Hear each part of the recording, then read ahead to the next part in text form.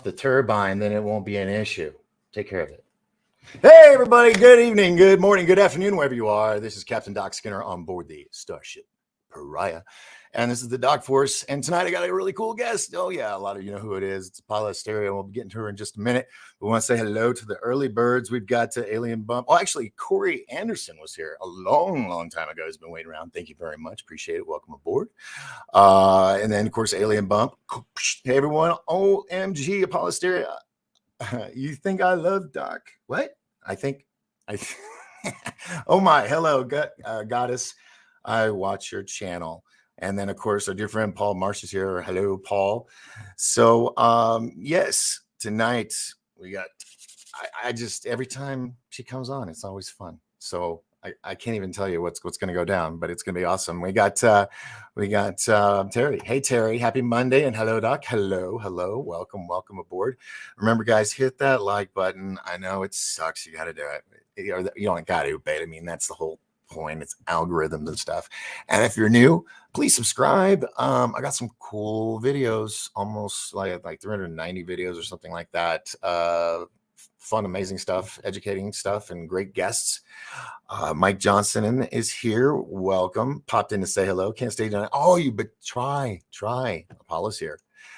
Kimberly says, hey, Doc, good to see you. Thank you very much. Thanks for being here. Alien Girl. Oh, my gosh, you're so sweet. Thank you. All right. So I'm not going to hold up too much. I'm not going to do long hellos today because, I like doing long goodbyes. So, dude, that is awesome. Thank you. Anyway, without any further ado, ladies and gentlemen, my dear friend, Apolla Asteria. Oh, yes. Hey, girl. Hey. You're always so flashy and stuff. You just bring it out of me. Hey, what can I say? I'm coming to you from Hollywood.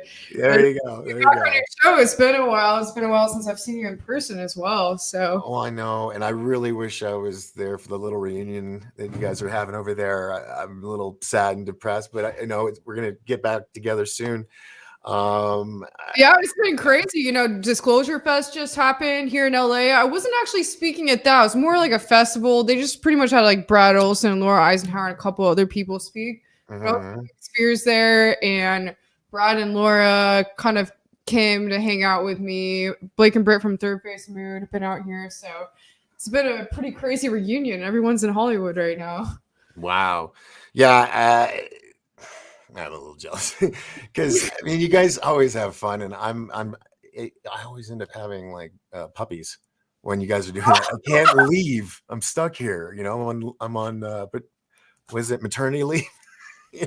Oh wow. So yeah, I'll have to kidnap you all to come up here again for something and fun, and it'll be great. Let's see here.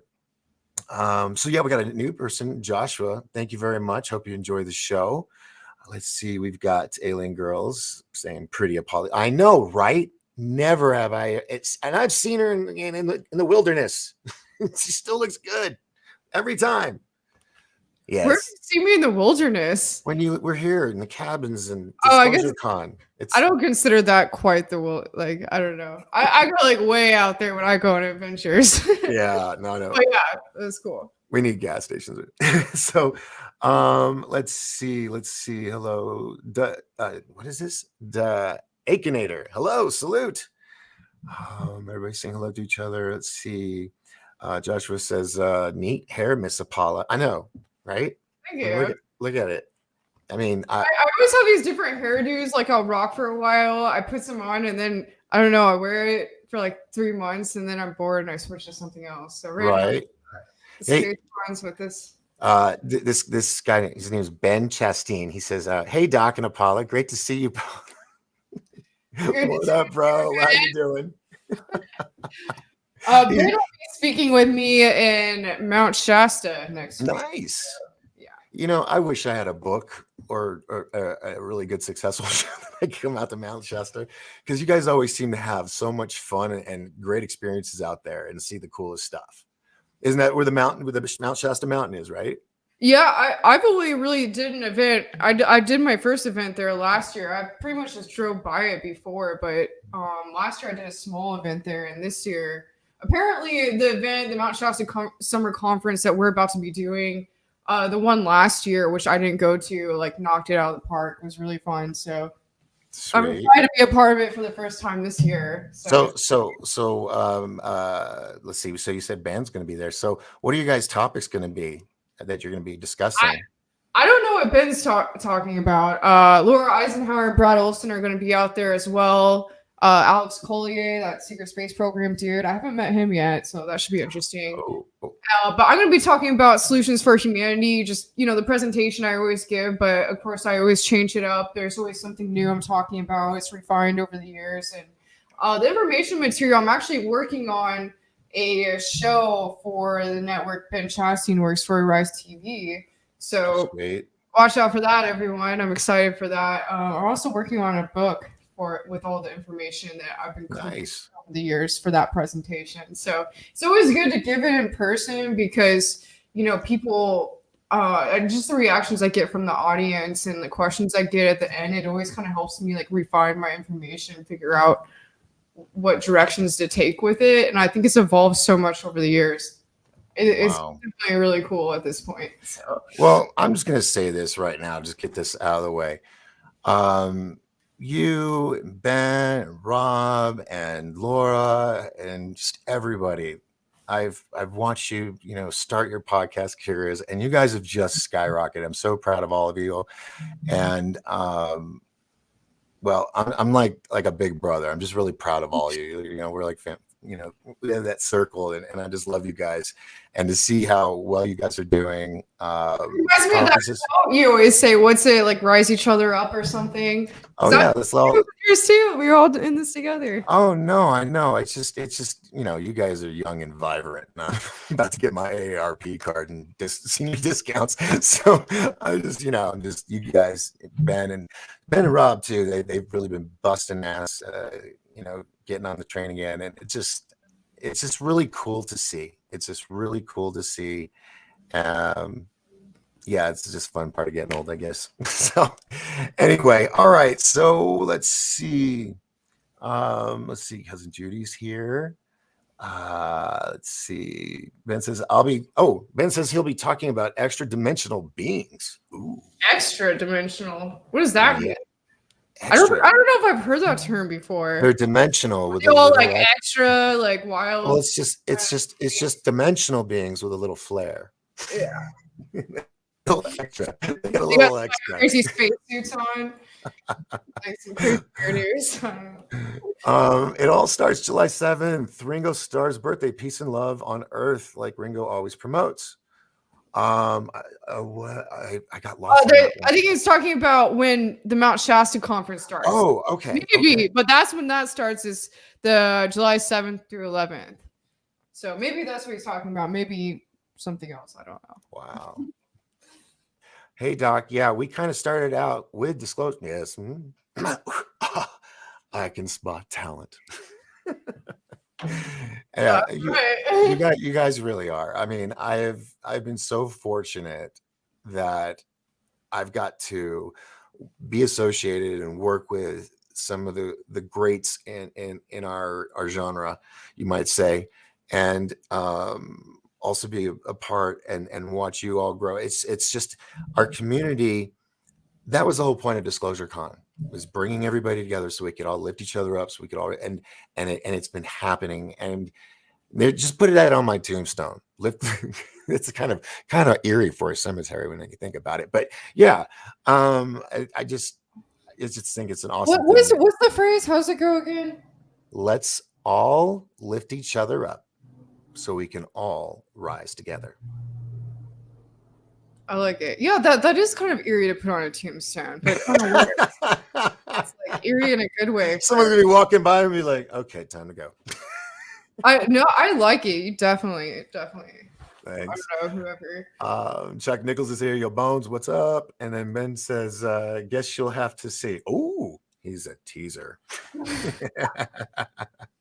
He looks innocent. Corey says, "Hey everyone." Okay, everybody's talking to each other. Okay, now if you have questions for Apolla, here's the rules for the night. Put type question or a big @ symbol and then the question, so that because if this gets busy, it's easier for me to pull those questions out instead of you guys conversations with each other. But I love that. So okay. I think we knocked out the intro. I think we're good now. All right, you ready to go, Dr. Apolla Asteria? Doctor. Well, you could be one day. I just could see it. You have the potential. Hey, I read books all the time, but I never went to college. But I probably read at least like 3 novels a week. So 3? Sometimes Hold more, on. sometimes less. Hold on. I read all night, every night. Like you Are should see are my these library. little penny books, or are you reading No, like I'm talking novels? about novels. Yeah. Okay. All right. Miss Hey, Asteria, please explain to the class how you're able to perform 3 huge novels a week and all the other stuff you do. You are so busy. I mean, you just got back airplane from rides, staying up till 4 in the morning reading. That's pretty much what I do. wow. Wow. And that's why you're so smart, And I can't say that. I definitely can't say that. All right. So now that we know that you should be a PhD, please proceed with the class. Let's talk about what you were discussing on your show earlier today.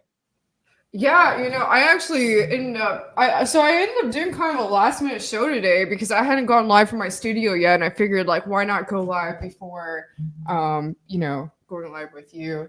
What? And I just to promote it and everything. And I've been like so busy with everything the past month. This was actually my first time doing a show today since I moved into my new place like a month ago, or a few weeks ago. So I was just kind of pulling up everything from the past month and going over the latest and disclosure, like space news. I kind of do like disclosure and space news together on my show because Right. a lot of what I talk about in my presentation is like spacefaring civilizations and the importance of our civilization ramping up to become a spacefaring civilization, becoming a type 1, type 2, type 3 civilization, and creating space habitats, mining asteroids. I think all this is super important. Can I interject here for a second? Now, you're talking about space civilizations. When we first met, in Sedona, Arizona, at Ross's event, then you were talking about it was a certain civilization on Earth, but it was completely self-sustained. Thank you. Yeah. So what was it that made you go from there? Because it was a good lecture. That's what I was like coming to Disclosure Con. Now you moved to this, which is just awesome. But what was it that made that transition? So I actually talk about both. I've just elaborated more. So like basically, Solutions for Humanity is my presentation. So, I always kind of at the beginning, I would kind of get into the importance of full disclosure and resolving the issue of the globalist cabal, things like that. And then towards the end, I would talk about circular communities, self-sustained communities, earthships, vertical gardens, which are like basically Cool. skyscrapers that those are neat, and grow. Yeah, really amazing. And so I was getting into green architecture. It's kind of evolved to like green architecture, how we could have like basically every building in like downtown LA and places like that could all be growing their own food around the outsides of the building for everyone in the building. And so I always kind of talked about the importance of disclosure and releasing the suppressed technologies, that aspect of it, towards the beginning of my presentation. But then I started hearing, I don't remember how I came across it, but around this time last year, I started looking into space habitats. And there are so many concepts out there of space habitats where, we could like live like out, in Earth's outer atmosphere and not have to deal with cataclysms on the planet. And I started looking into these different concepts, and it's really fascinating because there's actually a lot of sci-fi novelists are the people who actually originally created these concepts, but now Jeff Bezos is actually creating his own. He already has a whole crew that's working on one type of space habitat, which is the inflatable one, ring, the ring one, the orbital ring one. But he calls it Blue Earth or something like that. Can't remember. I have it all in my presentation, but Yeah, there's and so many different concepts. There's like the bubble world concept, which is like hollowing out the inside of an asteroid. There's a ton of different concepts, and these would have their own stabilized climate and atmosphere. The Torridal Ring can actually create its own like atmosphere and climate inside it, and have wildlife and everything, and it would be like a whole. yeah. And that would be up in that. And what's amazing about space habitats is it's actually is like there's so many benefits to it. Like one would be that you could use like solar panels on the outside of the space habitat to power everything there, and it's closer to the sun, so it's easier. Also, Yeah. a great way to go off and mine asteroids. So, because I feel that mining asteroids is something that's really important in regards to like helping our economy. There's an asteroid near us that's worth $10 quadrillion worth of rare earth Right. on it. So if we Right. can start mining these asteroids, like that would be a great point for people to like live, to take off to go do that. And we wouldn't even have to get the materials to build the habitats from Earth. We could just go off planet and get them and bring them here. So yeah, that's like a whole new direction my presentation has gotten into, and I'm really enjoying it. And a lot of people haven't heard about a lot of these concepts, surprisingly, but they're already in the works, and I think they should be around soon. So Yes. I just want you to know I am smiling ear to ear because I'm just sitting here going, don't say anything yet. Let her go. Let her finish. We need to talk. And people can check this out. I was one of the anchor investors for the very first space tourism company called Space Island Group back in the late 90s. And we were going to build a wheel space station. And one of the advisors to our company was, oh God, it just went blank. I had it, and I was fluid. It was like I was reading a script in my head. I knew Sir Arthur C. Clarke, who wrote 2001: A Space Odyssey. And he was one of the advisors, and we had these engineers and stuff that were putting these wheel space stations together with the orange tanks from previous shuttle missions. Instead of having them go back into the ocean, they were going to have them go into orbit. Take these, and on its side, it's 3 stories. On the launch pad, it's 17 stories. So these are huge empty tanks. And you put 12 to 14, 15 of them together with side rocket boosters as spokes. And then one in a tank in the middle, you have centrifugal force giving you 1/3 gravity. And they were working with Hilton. Hilton was going to be the hotel aspect of it. no way. Yeah. Oh, no. This is how I found out about it in Is that why 1995. Paris Hilton is getting all like spacey now? I don't even. She's been doing all these like alien space She was in a toddler cage when I was doing this. I was in Orlando, and I was DJing at the Baja Beach Club. My aunt was a big top dog with Hilton over on Disney property, and she goes, "Meet me for lunch." And we're just eating lunch, and she goes, "You'll never believe what we just did today." And I'm like, "No, what?" She goes, "We just signed a contract to be the first hotel in space, like in 2001: A Space Odyssey." Because they were in the movie. And I was like, "No, you're not." She goes, "No, really." I was like, "Well, who is it?" She goes, "I can't say." Well, I said, "Well, are they going to have a lounge?" And she goes, "Yeah." And I go, "Okay, are they going to have entertainment?" She goes, "Probably." I said, "Then Aunt Fran, I want to be the first DJ in space." And I'm like 22 at this point, 21, 22. And I was really cocky, and I was DJing at Baja.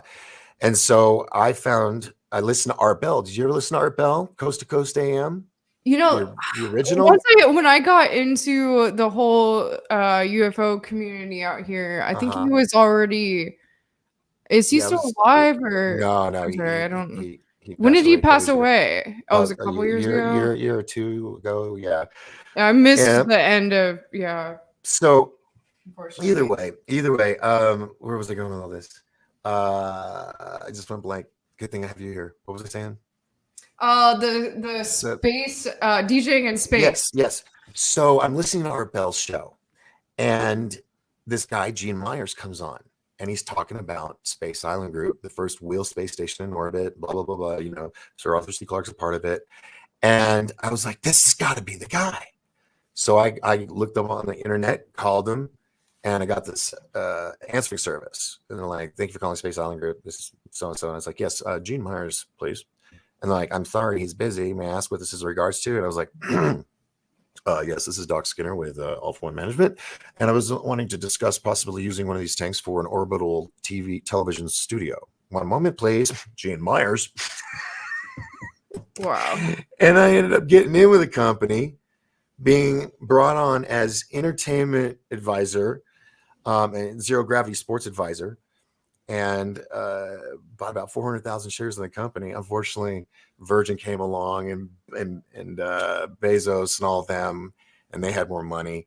But yes, we were going to use, and this is something for your presentation. Tesla figured out how to take electricity and turn it into a radio frequency. Okay.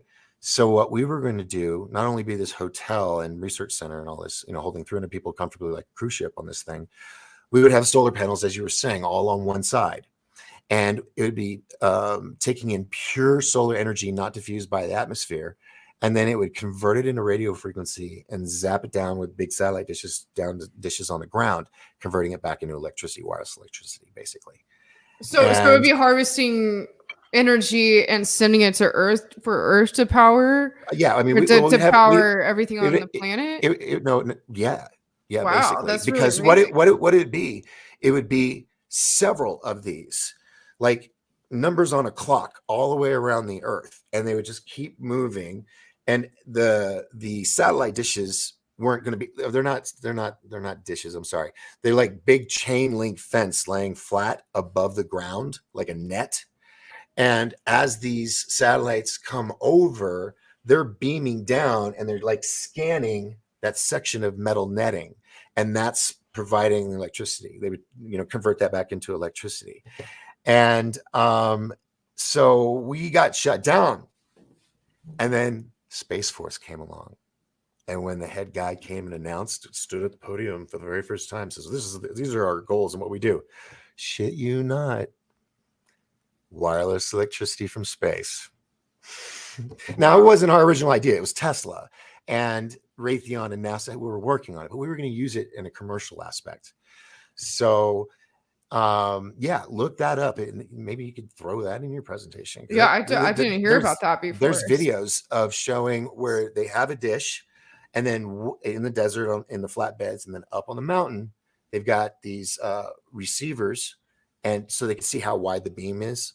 And each one of these sensors would light up these lights, so in corresponding position, and it was a mile away. So that was back in the 70s, and you can find that on YouTube. Wow, sorry.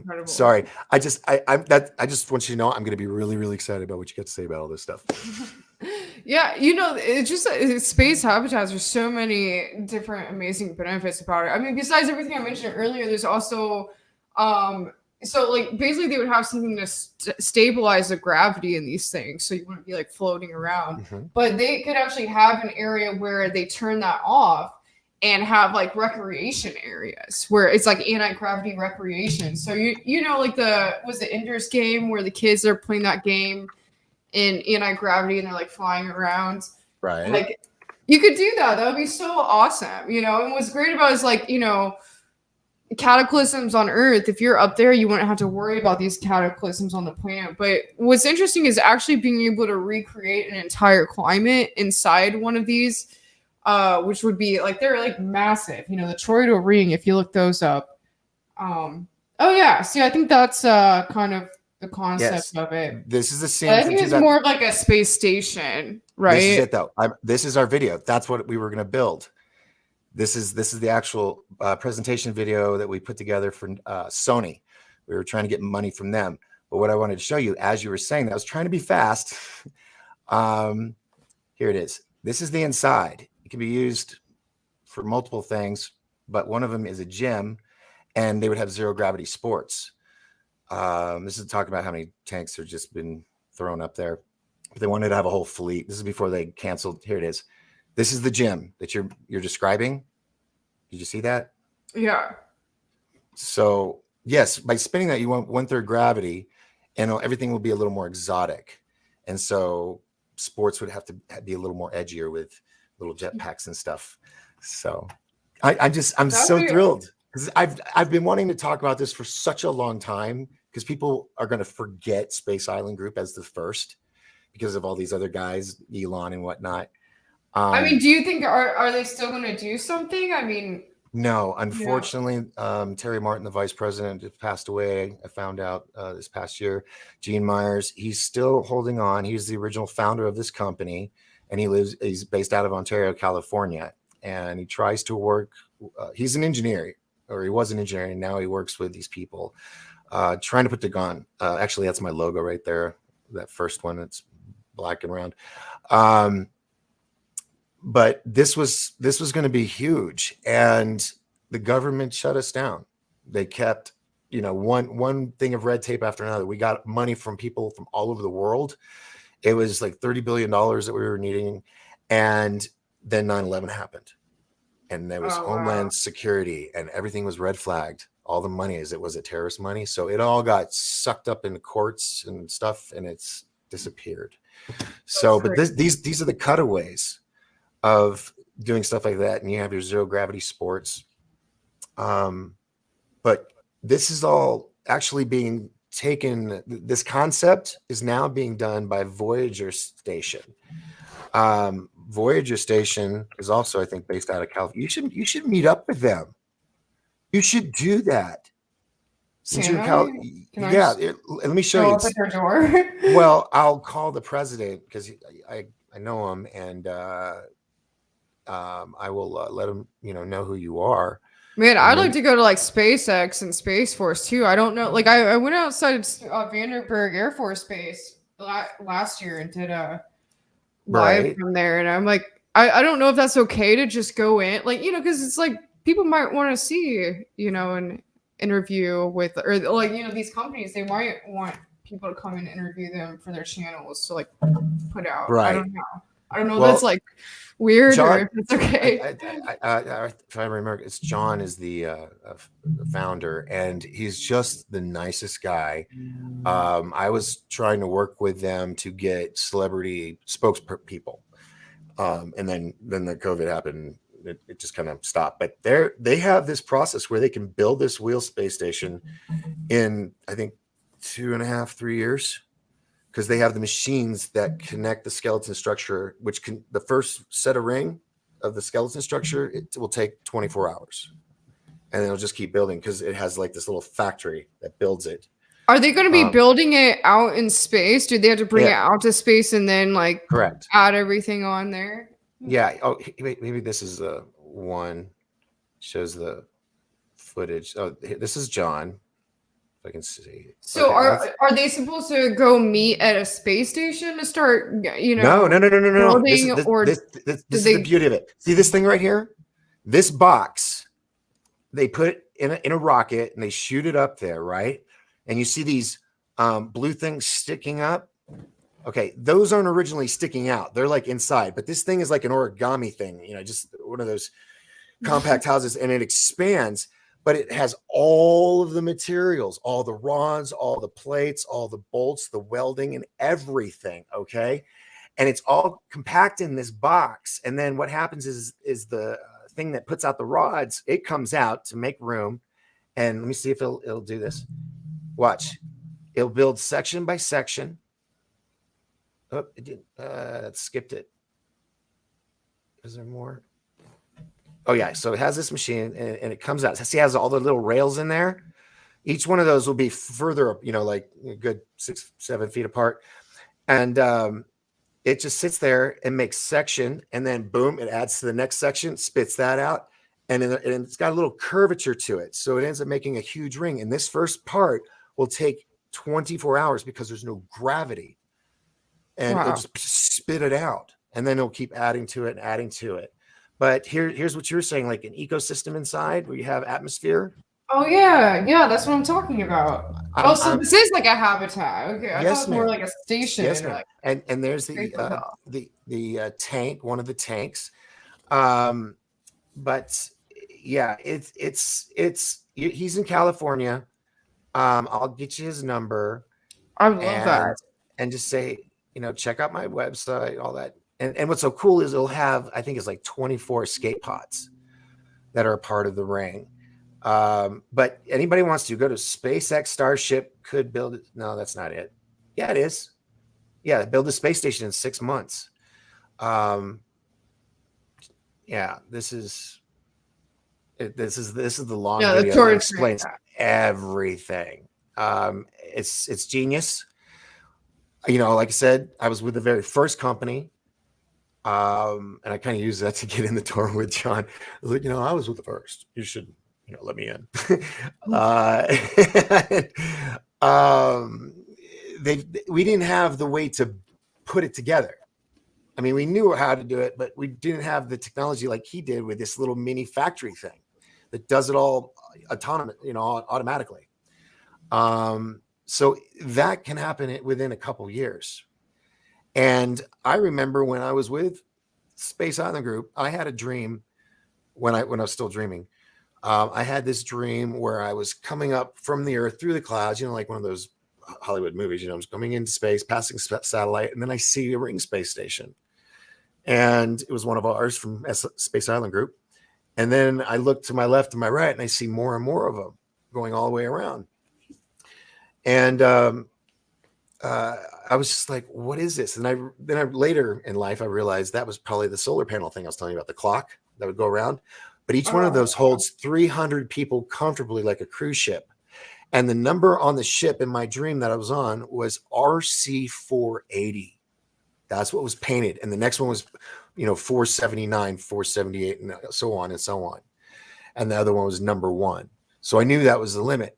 And for some reason, I woke up and I called Gene Myers, the president of Space Island Group, and I was like, "Hey, Gene, I'm sorry, I know it's early, but look, how many people fit on one of these ring space stations again comfortably?" It was 300 people. It's like, okay. So I took 300 and I multiplied it by 480. Guess what the number came to?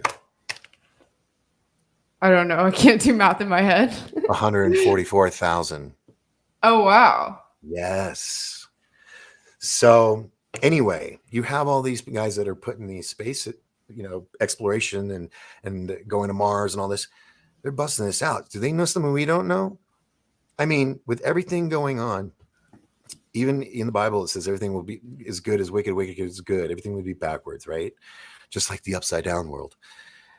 And we have the Prince Charles talking about the Antichrist by not actually saying his name, but describing him and saying he will be in charge of all of us. You know, he's already here. And then you have Meta with Facebook and the internet, and then, you know, taking over people's lives where they're just living in there, which is the perfect place to get someone to take the mark, you know, all at once. Are there people that have, like, I feel like Meta isn't going as well as they had planned, because I don't personally know of anyone that's spending all their time in virtual reality. I know Maybe one. I just don't know those people. Yeah, I just know, I know one. I've done the virtual reality goggles and whatnot, but yeah, I believe that when it says the meek shall return and inherit the earth, I feel like the family, what's it called? The DNA thing, where you find out your heritage and your family, who you're connected, blah, blah, blah, blah, 23andMe, whatever. Ancestry.com, or all those DNA things. It was like familytree.com or something like that. No one ever thinks, even the Vatican was in on that. They want that way they could keep, because they always the keep Mormons records. have the most extensive records, and it's in this you know about that? Like, it's in this like crazy. Okay, you should look it up right now. Pull it up. It's the Mormon family record hall of records or something like that. It's like this facility, like in this mountain, and it's like one of the craziest like wonders of the modern world or something. And apparently they have the most extensive notes of like anyone anywhere of all the families.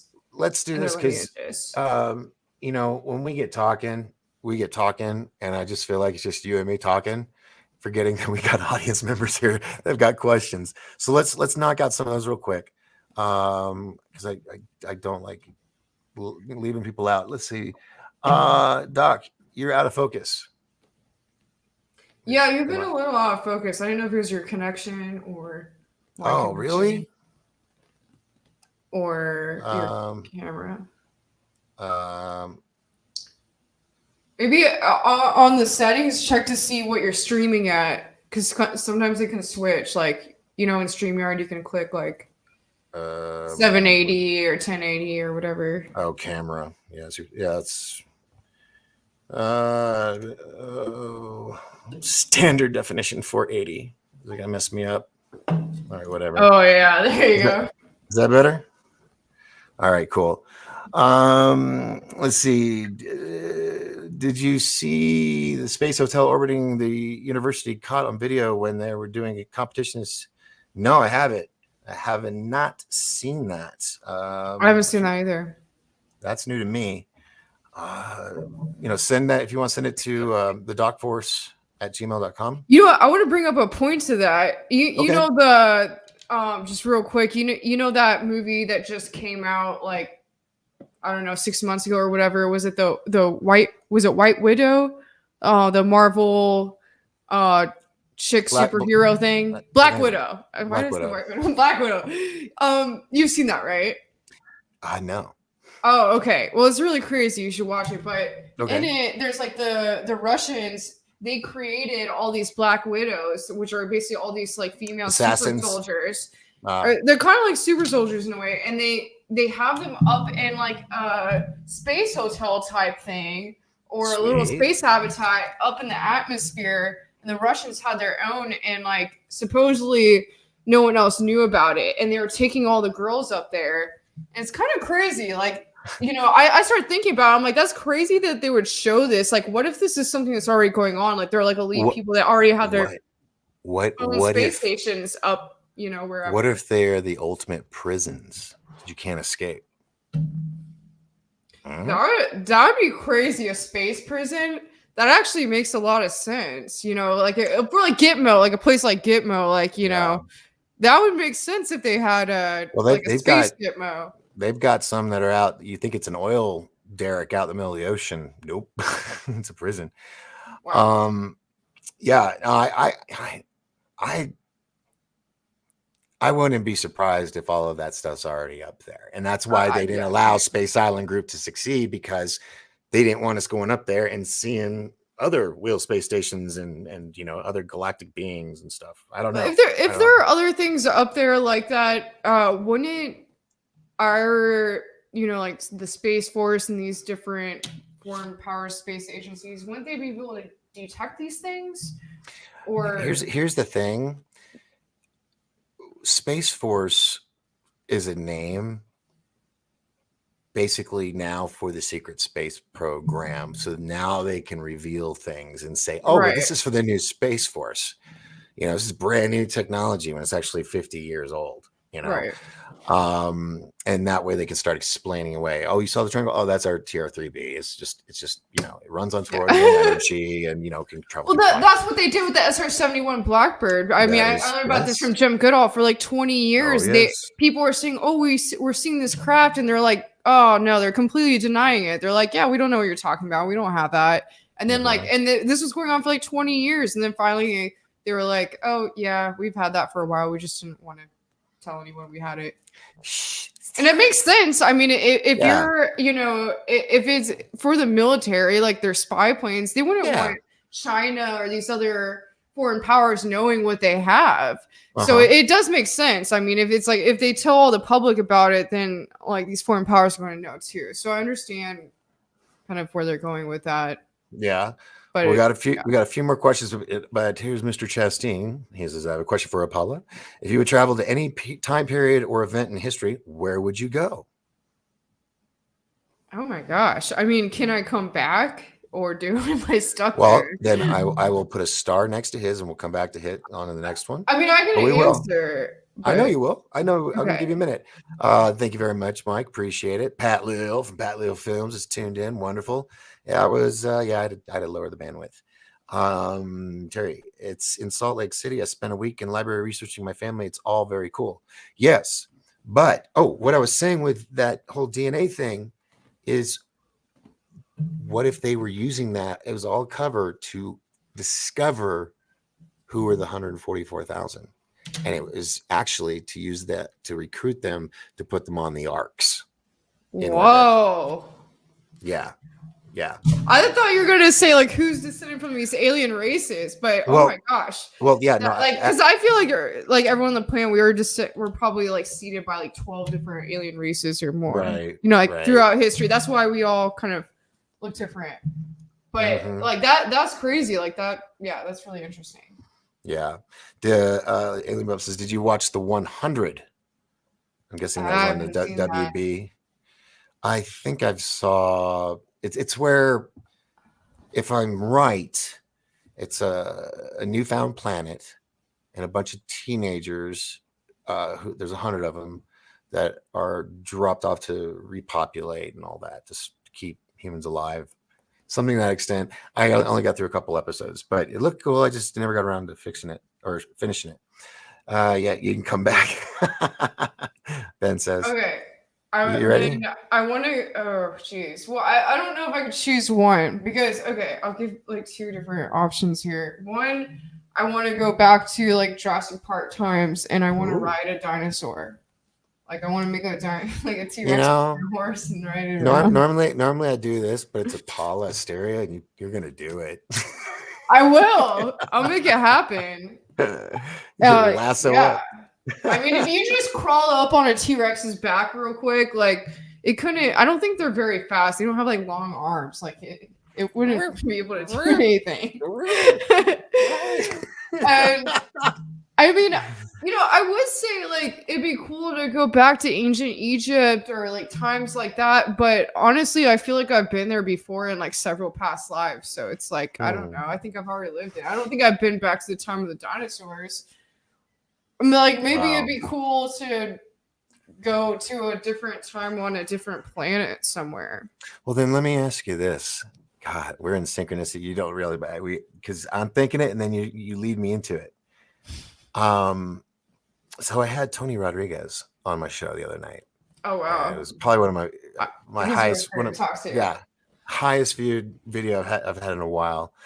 And it's just the whole idea of being taken, and then you get to go to other planets, see other species, and be in battles, work jobs, go to Planet Series and all that, and then be sent back to the exact age and time and place where you were taken from, and your memory wiped.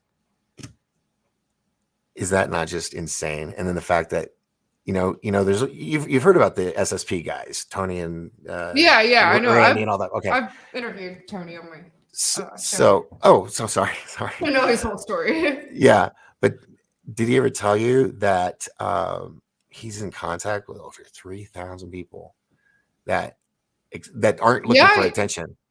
And he told me about that. He's like helping them kind of with their story, and that's interesting because it's not like they're trying to come out and have a show about it or something. Right. They're just and I think it's interesting to look at like the kind of families you're from. Like I know you said so like this is something Carrie Cassidy brought up to me. Obviously, Carrie Cassidy, she runs Project Camon. She was one of the first people that really started bringing these whistleblowers out. Probably the first. Or the secret space program people. And when I talked to her about this, she was bringing up to me that a lot of times people that have an affinity with all of this could very well be involved in these programs and not know it. And like also it's like interesting to look at the families you're from. Like I know you said you're from like an Air Force family and you have an affinity with all this.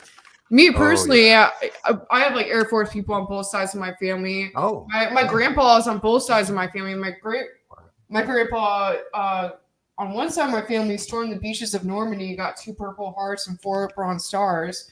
On the other side, my grandpa fought in Vietnam, went up, ranked pretty high, pretty fast. And, I think it's just interesting to look at if you have an affinity with these things and you're from a certain bloodline of like warriors, like, who knows? Like maybe there's something there and this could be going on with you, so I don't know. Carrie brought that up to me and I thought it was kind of fascinating. I know like Tony was saying that, what is it? Like there's like a certain age range where if they take you, then, and then you come back later. Mm-hmm. I think it's like 33 is usually the age that you get brought back. I don't know what to think about all this. It's like, I hear everyone's stories. I do think it's interesting though, that there's a lot of people that have stories and they're not trying to make a thing about it or come out about it. But I've definitely had a lot of my own experiences over the years, and I'm sure you've had yours, so it's just interesting. Yeah.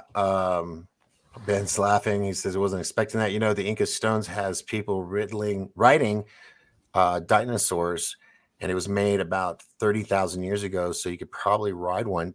I, True. He is actually true because I no, did that's that what I thing. was talking about. I've seen Yeah. that. So No, well, I'm like, I want to do that. No, I did that. I did a story on that for Third Phase, and Oh, really? it's like one of the oldest places.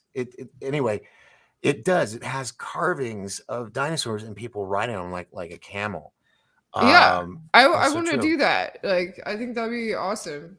Yeah, and you would do it with style. I'll tell you that right now. my shaman spear. Shaman spear, yeah.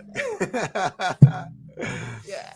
Oh man. All right. Let's see here. Alien Up says, so I'll ask Apolla, where is your most favorite place you have been able to travel to with the best evidence of technology that shouldn't be there? And you're so smart and gorgeous. Thanks.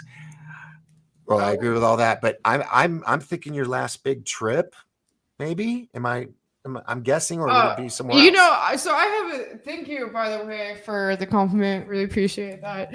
But you know, I kind of have a thing where I only travel to countries to go to like ancient tombs and megalithic structures or whatever. So it's like most people, like when they leave the country, they want to go to like Europe or something, but I just like go to third world countries and go tomb raiding. It's kind of my thing. So I've been to Peru, like I've been to like South America, Peru. I've seen Machu Picchu and Ollantaytambo, all the stuff there.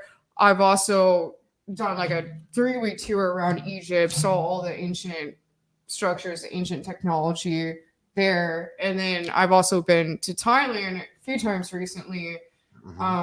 I would say out of all those places, Thailand is just more. It was kind of more recent.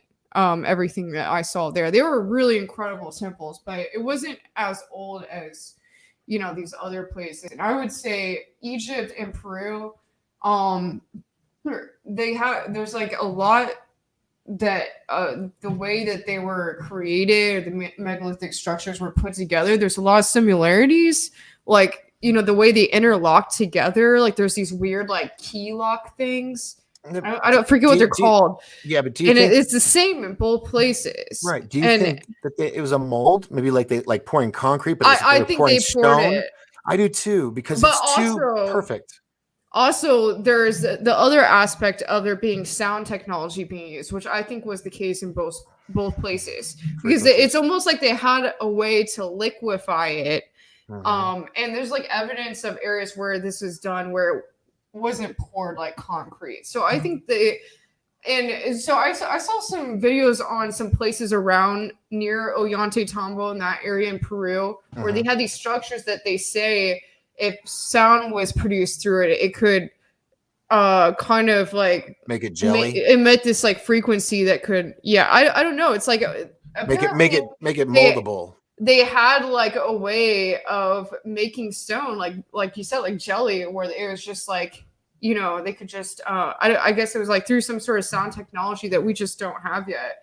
And, I think that's really interesting about like advanced, like ancient civilizations. Like, Graham Hancock always says like, what if our civilization collapsed today? Like, what if there was like an EMP thing went off or a solar flare or something? Obviously, and the power grid went down, or a whole cataclysm happened. After so many years, like 200 years, wood rots, like metal rusts after so many years. Right. And like the only things that are left are whatever's in stone. So there could have been like really advanced ancient civilizations that had like everything we have now, but maybe, if civilization like restarted, like I think it has like many times, I feel that it would be slightly different. The way we would evolve technologically would be a little different every time. Because there'd just be different people and like different things going on. It's like kind of like the idea of, was it multiple realities happening, or the Mandela effect? It's like everything's always slightly different. I feel like it would be that way in the way we would evolve technologically. So I think maybe they had that. Maybe their civilizations were really as like advanced as we are now, but just in different ways. Like they had different ways of doing things. Speaking of the Mandela effect, the one about Sinbad and Shazam? Yeah. And he was like, I've never heard of that movie. I don't know what you guys are talking about. You're on drugs, all that stuff.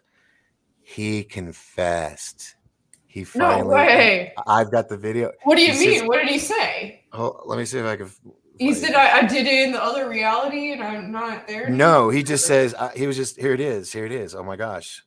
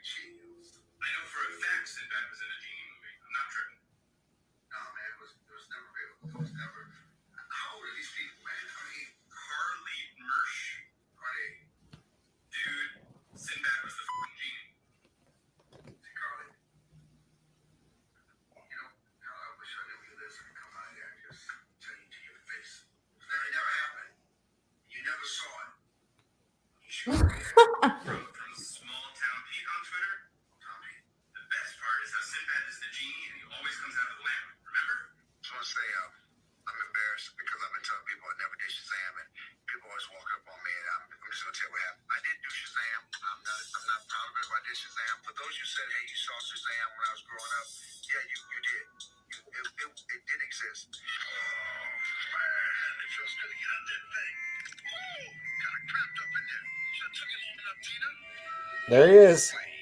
But where is it now? How do they have that? I don't understand.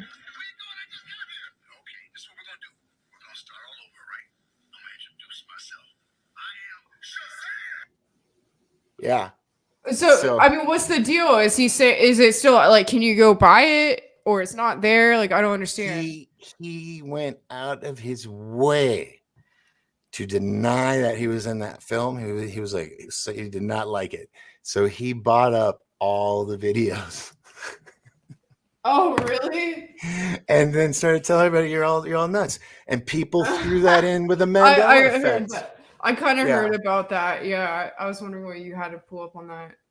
I mean, how would you do that though? He literally went out and how did he go out and buy all the movies? Man, just like from all the production companies or something? No, probably from all the stores. I don't know.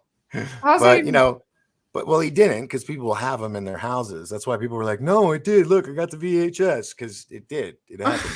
He was just so, I guess, ashamed of the movie. He was in cognitive dissonance. I don't know what you're talking about. I wasn't in that. I never saw it. So. Did you see it when you were a kid? Yeah, that's why when it happened, I was like, well, if he's saying he's never done it, Sinbad is a guy that does stand up, that never cusses or anything. He's wholesome. He would never lie. And bam, scandalous. Man, he must have been laughing so hard, like watching all these people talk about being mental effect. But see, shit like that, it kind of discredits the other. So what now I've heard is that when the collider turned on, that's what they even make it announced. They even say it. They're like, we're gonna try to collide. Put us in a different dimension. Yeah, no, they were gonna try to what's the word I'm like, have multiple universes collapse into ours. And that's supposedly what it did. Now, if you go to BP Earthwatch on YouTube, this gentleman sounds like he's just a dude down south by the bayou, but he's freaking brilliant. He's the man that figured out that every time massive solar flares hit our planet, now our planet's got the bubble around it, right? The electromagnetic sphere protects us. It's still a bubble. And so when these heavy solar flares come, it literally puts pressure, and that puts pressure in the air down to the ground, causing earthquakes. Because every time a solar flare happens, and it comes and hits, and ends up hitting us in one form or another, we have earthquakes. Sometimes really major ones. So he's a good person to watch, or have go and hit the alert bell. So when he announces stuff, you're there. Brilliant man. And he's got access to the SOHO satellites and all kinds of other satellites that show you have. I'm not gonna draw it, but you have a little dot that's the Earth, and it's split in half, a white side and a black side for the day and night side. And then you see the electromagnetosphere that protects our planet as solar flares are hitting it. Well, when the CERN turns on, it's on the other side of the Earth from us. And when it turns on, it brings down our protective shield. It literally brings it almost down to the deck in some cases in the past that it's done this. And it weakens it, and it causes havoc. So every time they turn that on, which the next one is June 7th, I think, June 5th or 7th, they're turning it back on. And just keep your eye, keep your eyes out coming days. You'll see what happens. Oh, by the way, I think George Lucas had the same idea, because remember, he had the Tauntauns in Empire Strikes Back that Han Solo rides to go find Luke Skywalker in the blizzard. Remember? It was a dinosaur. Oh, I don't remember that part. Which one was it? Empire Strikes Back, where they're on the snow planet. Oh, I haven't seen that one in years. Oh yeah. Well, when Luke's lost in the snow, he's like, man. Han Solo gets on a Tauntaun and goes out there. And when he gets to him, the Tauntaun, they get there and the Tauntaun collapses. So he has to use Luke Skywalker's lightsaber to slice open the belly and put Luke inside to keep him warm. Jeez, I don't remember that at all. I need to go back and rewatch the Star Wars. People like bring up these things to me, and I'm like, I have no idea what you're talking about. Right. Sorry, sweetie. Like, it's been like years since I've seen those ones. I need to rewatch this. Cool. Catherine's loving it, and she also mentions that open portals was sound. We haven't talked about what I want to do for my 50th. I want us all to go to Scotland and Ireland. And I want to go to Rosalind's Chapel, and I want to look at all the symbols that they have in all the archways, which are these little concrete like alphabet blocks. But on each side, they have these individual patterns. My theory is each one of those patterns is the symbol from a certain frequency, like when you're working with cymatics, the science of sound. Yeah. And you put a plate over a speaker, and it creates different patterns at different notes and frequencies. And what if each of those blocks has the frequency to open a portal? Because Rosalind's Chapel's got a lot of lore about it. I would love to go there. That sounds awesome. Yeah. So, anywho, let's see. Oh man, I forgot where I'm at. I have to miss that, Terry. I'm not seeing a question. That's like you guys are just talking to each other here. Oh, Alien said, yeah, July 7th, I guess, for the CERN. Wow. Okay. And then it's just, hey, funny that you mentioned, by the way, I was in all-female Black Widow Fighter Town Simulator group by Irvin Missile Based. What am I not being? I'm confused. Whoa. Did you get that? She's saying that she was in all-female. Oh, she was in a simulator group. Oh, I don't know. Maybe like a role play thing. Oh, I don't know. I don't know if she's saying like she was actually in like a military group, or if she was that'd be cool. Thing. Yeah, it'd be like, come tell us all about that. That'd be cool. Yeah, that sounds interesting. Terry says Rosalind's Castle is a part of my family heritage. I've been there. It's very well, Terry. You got to come. And I'm serious. What I'm doing is all my listeners. I don't have that many, but I love the ones I've got, and so I told them they could come. They're gonna have to get their own tickets, but we'll hopefully get a big group rate and go on this adventure, trying to unlock this mystery, and then also go to haunted castles and stuff. And by the way, Airbnb a castle in Ireland or Scotland in your month. Oh hell yeah! $120 a night. I read about that on. You know what, dog? You could do like one of those group expedition things, like like the different speakers in like the disclosure community. They'll be like, oh, like Graham Hancock will be like trip to Egypt, and then you get everyone to pay you, and then they like you just set up everything for everyone. Stop from there. You're giving away too many secrets. Yeah. I'm just saying, you do it. I'll go. I want to go. Someone's going. Okay. We'll talk about that after the race. Yeah. And Ben, you have to come in on that phone call, by the way. Let's see. This is very cool. Scotland. So yeah. All right. So I'm gonna need to. I know I have some viewers in Scotland or Ireland because it's just a decent drive. I wouldn't mind going. You know, I don't really drink, but I will go to an Irish or Scottish pub Oh, and have hell some yeah. beer, and we'll broadcast live from there because that'll be a big deal. Let's see. Train for real fighters. There's so much here. All right. So let's see. You got the space habitats and stuff that we're going to talk about. Also, the astro mining thing is really big, and the interior planet or interior asteroid habitats. Here's the thing. It sounds great, and a lot of people say the moon is that big, huge habitat interior. Yeah, space habitat, bubble world. If it's an asteroid, I mean, what? It's going to run through asteroid fields, right? It's gonna crash into stuff. Well, it's projected into our orbit. Oh, you're saying if someone hollowed out an asteroid? Oh, I was thinking apparently like they have a Interstellar. way where they can move it if they hollow out an asteroid. There's a way of like. So apparently, from what I've read, there's almost like these tides in space that if you hollow out an object like an asteroid or whatever, and you get out of the orbit of other planets, it's almost like you can like ride these tides in space. It's like an actual like scientific thing. You can look it up, but apparently that's something you would be able to do as long as you don't get caught up and pulled into the gravitational pull of a planet or something. Wow. So it's like international waters in space. Yeah, but it's like there's like these tides and like flows that kind of go these certain ways, so you have to like know where how to navigate it. Yeah. Wow. Yeah. Wow. It's pretty cool. So you got Mount Shasta coming up, and then what else do you got? It was another thing I think you said.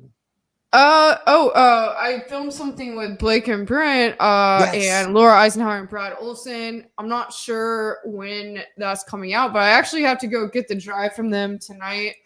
They've been editing it, so I actually have to do that pretty soon here. So, okay.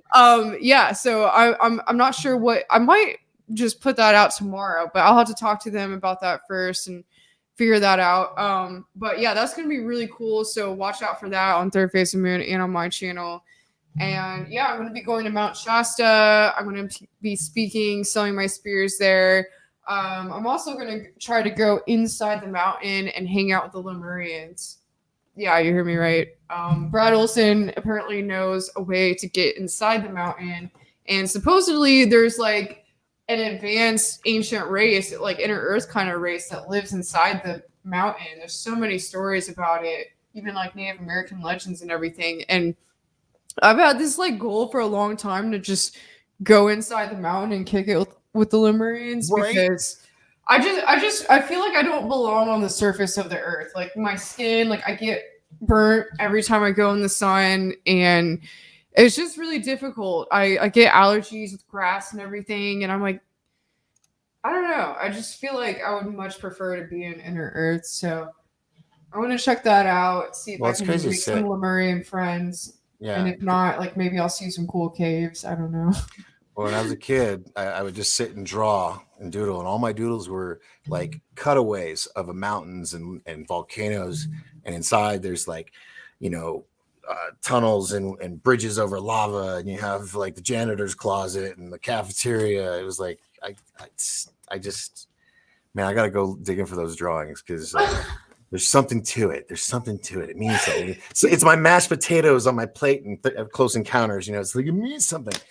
So anyway, all right. So we're gonna wrap it up. But it's always a pleasure having you, dear. Thank you so much, and everybody in the chat room that was hanging with us. Thank you all so much. Let's do something when you get back. Once you definitely road trip, you report on what's going on. I'll be back on like the 12th, somewhere around there, maybe the 13th. So sweet. Yeah.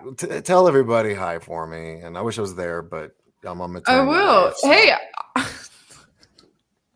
Well, I was gonna say I have a few tickets to sell, but you're on maternity leave, so yeah. I gotta forever babysit. So anyway, lots of fun. And like I said, we'll do this again here soon. And I've got a.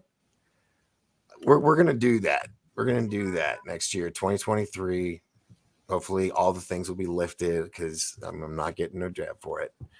But I think it'll be a lot of fun. We can all report, all the fans, they can come up in front of the camera and talk about what we did that day or what we discovered. So all of them get their little bit of spotlight on my show. I think it'll be a lot of fun bringing people together because I haven't done that in a long time. And you guys are getting to do it. I'm jealous.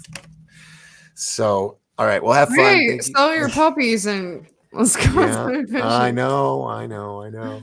So, all right. Well, awesome sauce. Hang on for a bit. I'm gonna do my goodbyes, and we'll close it out. Okay, so stick around. Oh wait, and 1 second. Wait. Oh, before we go, if anyone wants to help support my show, check out my art at shamanspears.com. Be much appreciated. I also have some Mount Shasta Summer Conference tickets that I need to sell that are also on my website and very much discounted if you want to make a last minute trip up there for the conference, July 7th through 11th. That's at shamanspears.com. Oh my God. Right. You said July 7th. Thanks, everyone. Remember July 7th through 11th. Yes, but remember CERN's doing the thing on the 7th, and you guys are all going to be doing like yoga and stuff and hypnotherapy. Yoga, but I don't know. That's crazy. I know there'll be a crystal or two involved somewhere. Oh, definitely. So if anything really weird goes on, tell Brad and all them, I think they're turning on CERN. That might. There's going to be weird things going on either way, but we'll catch it on video. Involved. I don't know. All right, sweetie. Thank you so much. Appreciate you. Hang on. I'll get back to you in just a second. Hold on. All right. So that was my friend Apolla Asteria. Isn't she cool? She's smart. She's like ahead of the game, and that's just amazing quality of hers. So, all right, folks, I'm gonna wrap it up here. I appreciate you guys hanging out with me tomorrow. I don't know what will happen, but I'm sure something crazy will be going on in the world, and I'll just talk about that to get the ball rolling. Man, I just thank you so much for hanging with me. You guys are so awesome, and I think if we all go to Scotland, that's kind of like thank you for your continued support. Thank you so much. Also, it just flew away. Thank you, everybody. All right, I'm going to go over to this button so I can have the cool videos, and I'm going to do the cool one that I did before because it's cool.